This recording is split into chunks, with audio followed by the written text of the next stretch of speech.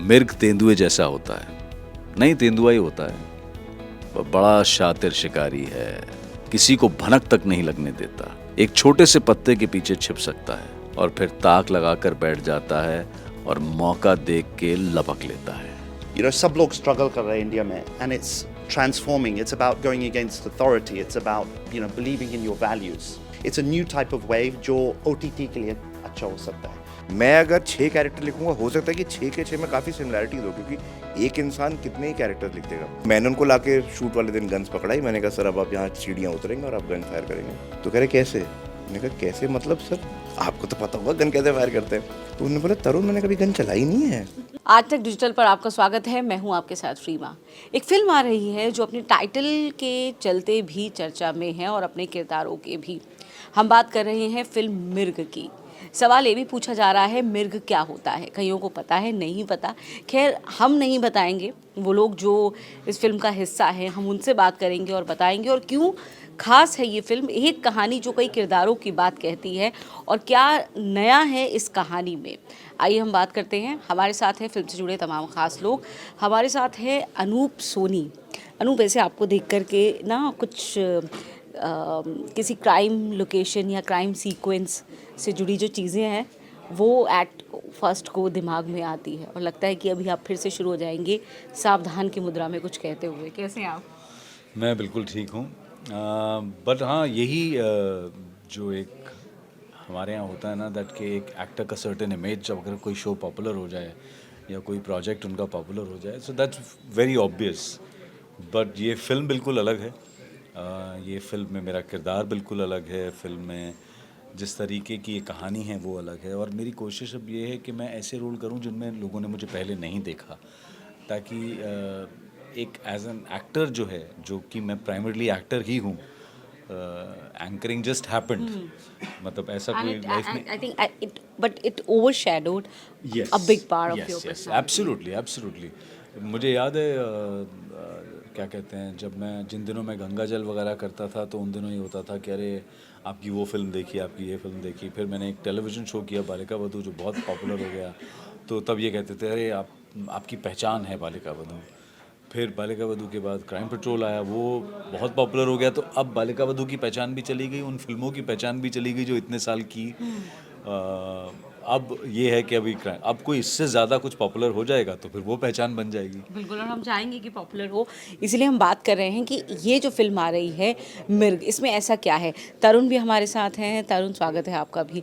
तरुण, मिर्ग के बारे में ज़्यादातर लोग जानते हैं और ज़्यादातर नहीं जानते हैं।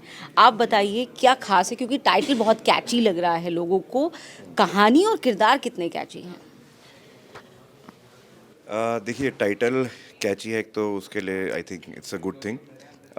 दूसरा ये क्या है कि मिर्ग जो होता है वो तेंदुए जैसा होता है, और ये हिमाचल में हम लोगों को बचपन से किस्से कान पहाड़ी इलाकों में जिनको आगे जाके स्नो लेपर्ड, माउंटेन लेपर्ड आप ये बोलते हैं। तो ये बेसिकली जो फिल्म है ये प्राइमरली कैरेक्टर्स की कहानी है। अगर आप इसमें मुझसे एक वन लाइनर कहानी पूछेंगे तो it's about a journey, it's not about one incident की एक ये चीज़ हुई इस बारे में है। जो आजकल हम बहुत देखते हैं कि ये फिल्म किस बारे में, फिल्म इस बारे में कि मेरा दांत कैसे टूट गया, ठीक है। तो ये वो नहीं है, ये एक जर्नी है पूरी एक कैरेक्टर की। उस जर्नी में बहुत सारे इंसिडेंट्स होते हैं।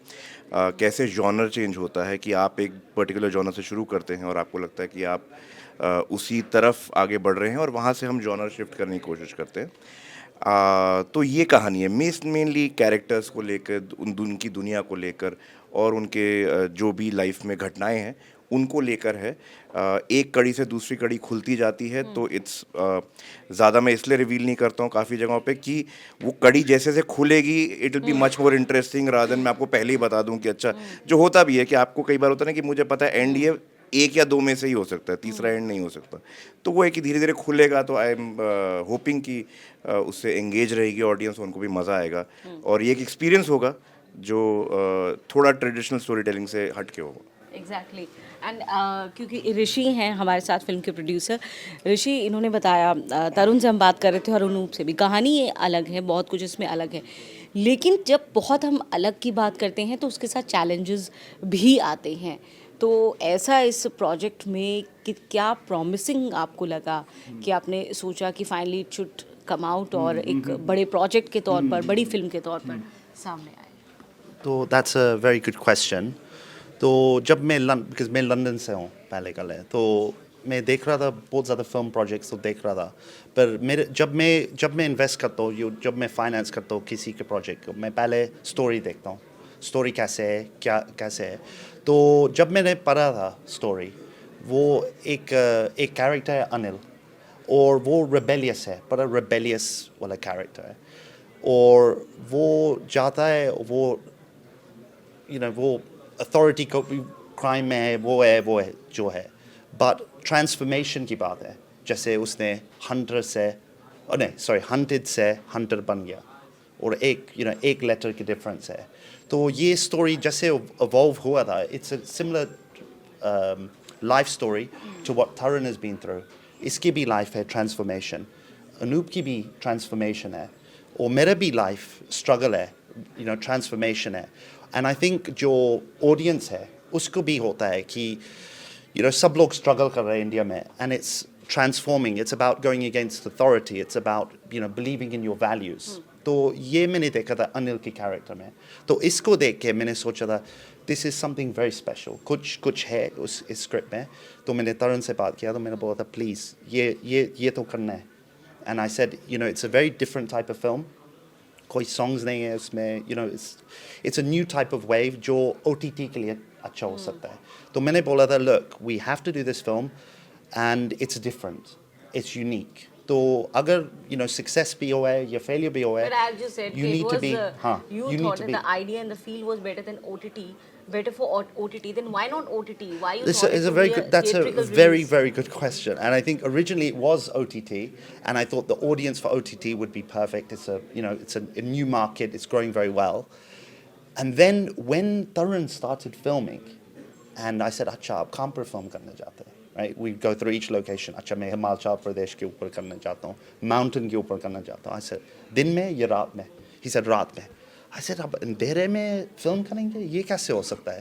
तो he's like, नहीं, हम लाइटिंग करेंगे. So लाइटिंग करके डार्कनेस पे कैसे फिल्म करेंगे? How do you create that effect? तो maybe I ask questions, and when you see it visually, it is stunning. I mean, जैसे उसने किया. Then he said, हाँ मेरे को रेन चाहिए. अच्छा, तो रेन मशीन कैसे ऊपर लाएंगे? So then we got tanker leke, upar leke, and it was very, very exciting.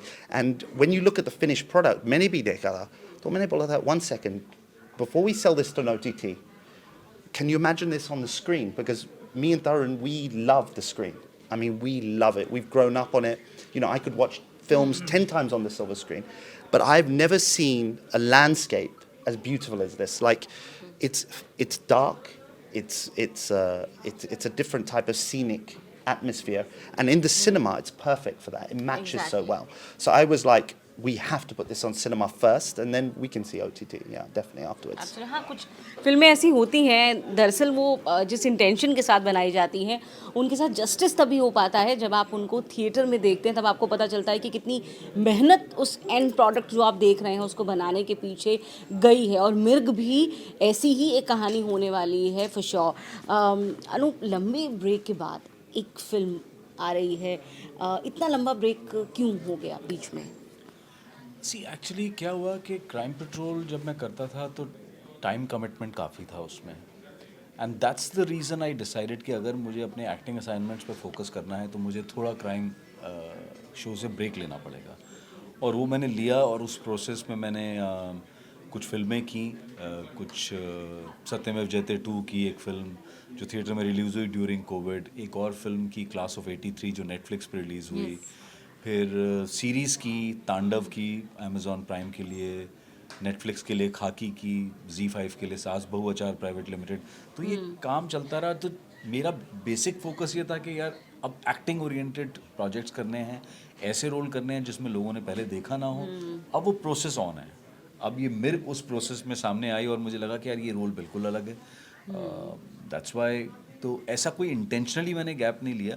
Now because I am focusing, तो अब वो रोलिंग स्टार्ट हो गई है. नहीं तो पहले लोगों को पता क्या लगता था कि अरे यार, मुझे बहुत सारे लोग कहते थे अरे हमने उस फिल्म में आपको सोचा था कास्ट करने का, लेकिन फिर हमें लगा आप तो यार बिजी होंगे. ऐसे फ़ोन कर लेते यार, पूछ तो लेते, एज्यूम क्यों किया कि मैं बिजी हूँ.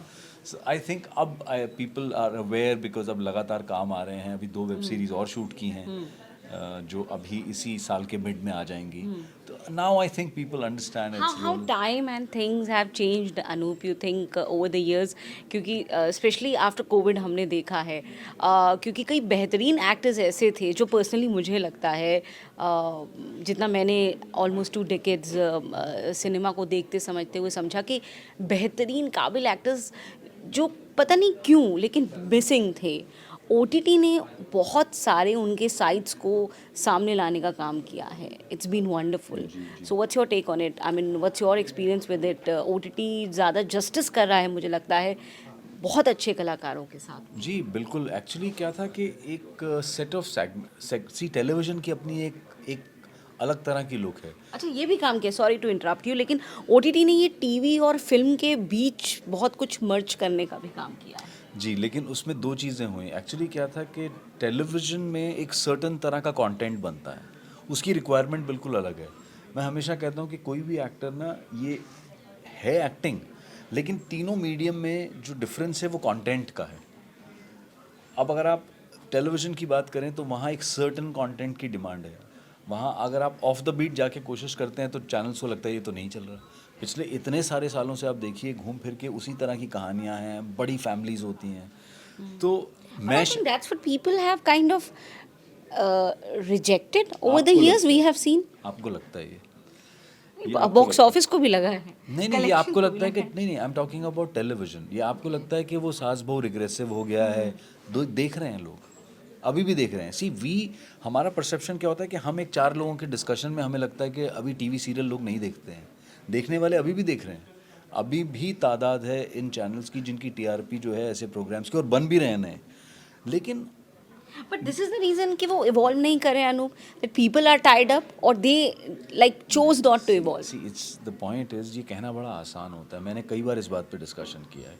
मैं ओटीटी के पॉइंट पे आता हूँ कि जैसे हमने ये फिल्म बनाई मिर्ग, अब ऋषि ने कहा कि ये ओटीटी के लिए बेस्ट थी बिकॉज उसका थीमेटिक एक हमें लगा था कि एक जिस तरह की स्टोरी है ओटीटी ऑडियंस को पसंद आएगी, और थिएटर में उस वक्त नहीं सोच रहे थे हम रिलीज़ करने का।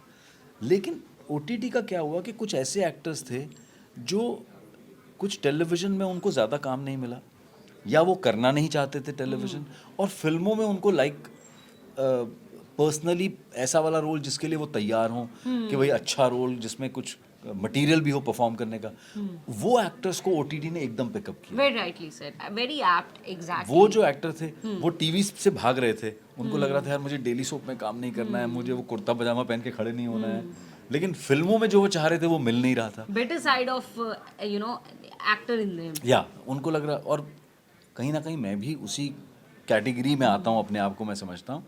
लेकिन कोइंसिडेंटली क्या हुआ, शायद मेरा फेस ऐसा था कि मुझे टीवी सीरियल्स ऐसे भरमार में ऑफर होते थे कि भैया बड़ा भाई, छोटा भाई, ऐसे एक सर्टेन फेसेस होते हैं ना। जैसे नवाज़ के साथ मेरी बात होती है, तो नवाज़ कहता है सर मेरी शक्ल ही ऐसी नहीं थी कि मुझे टीवी सीरियल में मैं कहीं फिट होता मुझे फैमिली शो बनता है, वो तो फैमिली में मैं कहीं बेटा भाई कुछ बन ही नहीं पाता था।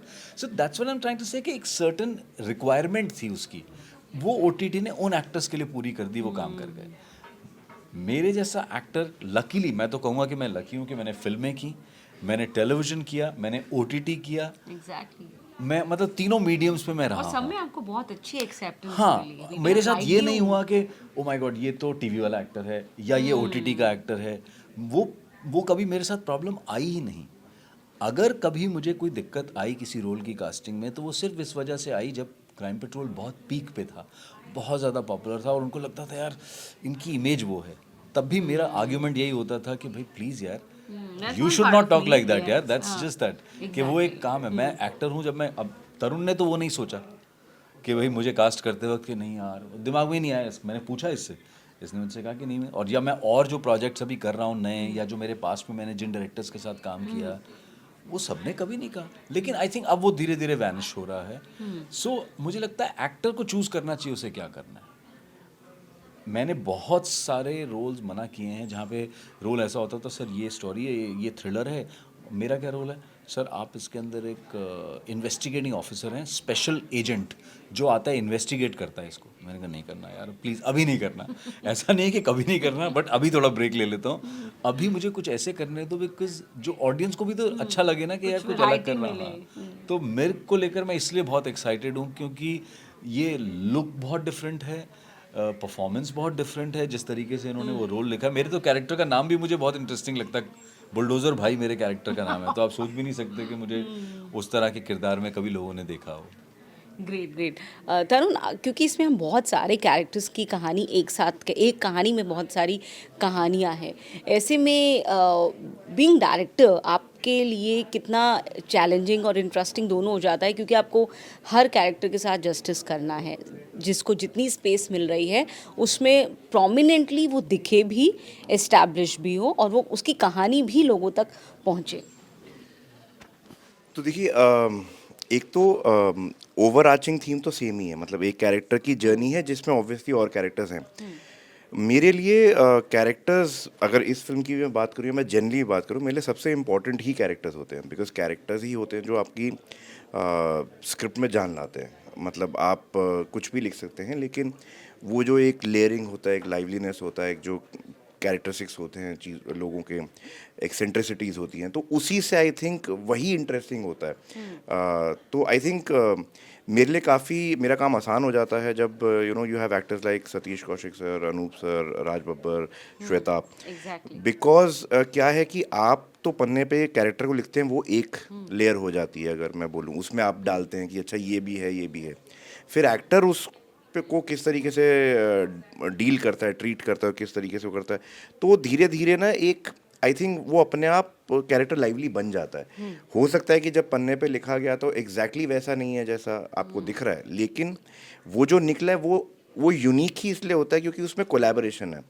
मैं अगर 6 कैरेक्टर लिखूंगा, हो सकता है कि 6 के 6 में काफ़ी सिमिलैरिटीज़ हो, क्योंकि एक इंसान कितने ही कैरेक्टर लिख देगा, पर वो 6 अलग लोग प्ले करेंगे तो उसमें फिर यूनिकनेस अपने आप आ जाती है। तो I think it's a collaborative effort जिसमें सब लोगों ने साथ दिया।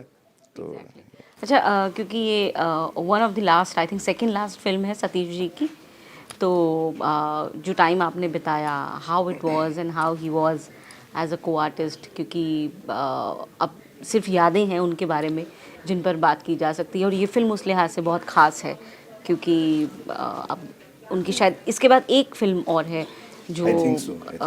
रिलीज़ के लिए है। So how are the memories?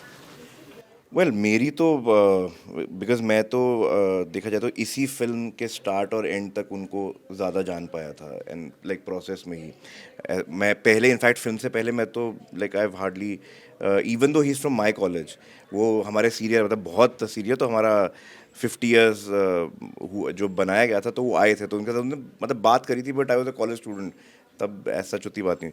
But उनको मैंने स्क्रिप्ट भेजी किसी तरीके से, नंबर लेके उन्होंने पढ़ी, मैंने कहा शॉट इन द डार्क है, तो उन्होंने अग्री कर दिया 2 घंटे में। और उनके साथ उसके बाद से मतलब जो टाइम रहा है वो बहुत ज़्यादा फन फिल्ड लर्निंग कहूँगा मैं, मतलब बिकॉज उनको हर चीज़ की नॉलेज है, किससे उनके पास मतलब भरे हुए हैं, एंड नॉट जस्ट किससे, लाइक कहानियाँ, वो स्क्रिप्ट्स उनके पास, उनको जो करना है, जो फिल्में रिलीज़ हुई हैं, जो बनी हैं, अभी जो आप चीज़ें पूछ रहे हैं, टेलीविज़न, OTT, थिएटर, या ही हैड एवरीथिंग। मतलब इनफैक्ट हम डिस्कस करते थे जाने भी द्वारा को सीन जिसमें वो फ़ोन पे, मतलब रैंडम एब्सर्ड सीन है कि 2 लोग बगल में खड़े होके फ़ोन पे बात कर रहे हैं, and it's going on for like 5-7 minutes, 10 minutes, and how to make that believable. तो उनके साथ इतनी नॉलेज और इतनी चीज़ें आती थी, प्लस जो उनके साथ सेट्स पे फन होता था, और वो सीख भी काफ़ी देते थे, तो आई थिंक बहुत सारी मेमोरीज हैं उसके। वेल जैसे उनमें से एक स्टोरी है कि मैं आपने ट्रेलर अगर देखा तो उनको देखा कि वो गन फायर कर रहे हैं, तो अब जनरली आप नए एक्टर्स का चेक करते हैं चीज़ें, पर उनके साथ मुझे लगा कि ठीक है, आती ही होगी, सतीश सर है, मतलब इसमें कौन सी नई बात है। तो मैंने उनको लाके शूट वाले दिन गन्स पकड़ाई, मैंने कहा सर अब आप यहाँ सीढ़ियाँ उतरेंगे और आप गन फायर करेंगे। तो कह रहे कैसे? मैंने कहा कैसे मतलब सर, आपको तो पता होगा गन कैसे फायर करते हैं। तो उन्होंने बोला तरुण मैंने कभी गन चलाई नहीं है। और हमने उसका लिटरली थोड़ी देर शूट रोक के हम सिर्फ ये बैठ के बात करते आपने गन कैसे चलाई। तो कह रहे यार दीवाना मस्ताना मैं हाथ में दे दी थी पर कभी शूट नहीं करी, तो लाइक अब मुझे पता ही नहीं है, तो मैंने बोला सोचो, और एंड उसमें उनमें आई थिंक इसीलिए पैशन था, बिकॉज वो अभी भी चीज़ें एक्सप्लोर करते, अभी भी नई चीज़ें कर रहे थे, एंड आई थिंक उनको भी इसीलिए फिल्म में मज़ा आया था, बिकॉज आप उनकी एक साइड देखेंगे जो आपने होपफुली इससे पहले तो नहीं देखी होगी। एग्जैक्टली अनूप, आपकी क्या यादें रही? एक्चुअली फिल्म में तो मुझे मेरा उनके साथ अनफॉर्चुनेटली एक भी सीन नहीं था, ओह, लेकिन ये है कि मैं पर्सनली बहुत ही अच्छी तरह से जानता हूँ उन्हें और बहुत करीबी तौर पर जानता हूँ, और ये एक बहुत क्लोज फैमिली रिलेशनशिप है मेरे इन लॉज के साथ भी उनका, और प्लस उनकी बेटी मेरे बेटे को राखी बांधती है, तो उस तरीके से बहुत इमोशनल।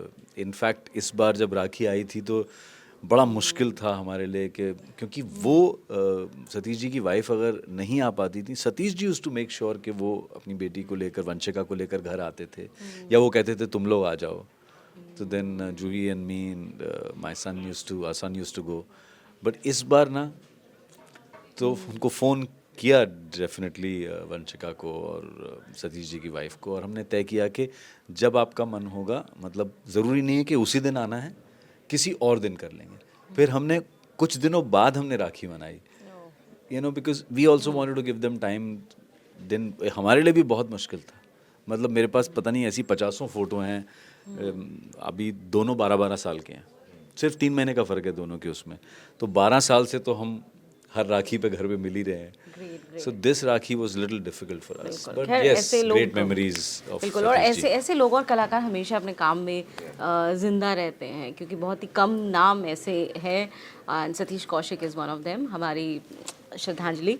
और मिर्ग के बारे में बात करके बहुत अच्छा लगा। रिलीज़ कब हो रही है, क्या है? तरुण, हम चाहेंगे आप बताएं लोगों को, अनूप आप भी, हाँ, और क्यों देखें लोग मिर्ग, ये भी बता दीजिए। देखिए, मिर्ग 9 फरवरी को रिलीज़ हो रही है और आप लोग इसको सिनेमा घरों में देखिए।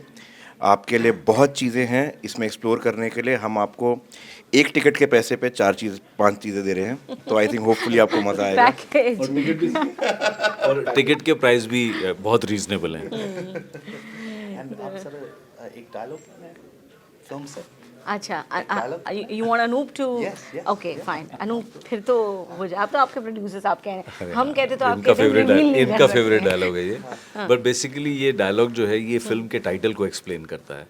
तो एक जो श्वेताब का किरदार है अनिल, वो मुझसे पूछता है ये मिर्ग क्या होता है, तो मैं कहता हूँ मिर्ग तेंदुए जैसा होता है, नहीं तेंदुआ ही होता है, बड़ा शातिर शिकारी है, किसी को भनक तक नहीं लगने देता, एक छोटे से पत्ते के पीछे छिप सकता है और फिर ताक लगाकर बैठ जाता है और मौका देख के लपक लेता है। बाप रे। सो दैट्स द कैरेक्टर जो मिर्ग टाइटल को भी एक्सप्लेन करता है। और हर आदमी इसमें कोई मिर्ग है, लेकिन कोई मिर्ग बनना चाहता है, बिल्कुल। कोई बने हुए मिर्ग को नीचे लाना चाहता है।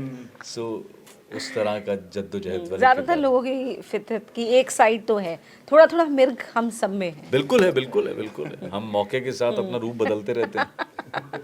एग्जैक्टली। चलिए, तो ये मिर्ग आप देखिएगा, रूप कितना बदलता है और रूप आपको अच्छा कितना लगता है, ये जाके थिएटर पर देखिएगा और फिर तय कीजिएगा, लेकिन देखिएगा ज़रूर। एक बेहतरीन कहानी, बेहतरीन कलाकारों के साथ आपको ज़रूर पसंद आएगी। आप सभी का बहुत बहुत धन्यवाद। तरुण आपका, अनूप आपका, ऋषि आपका, इस बातचीत के लिए धन्यवाद।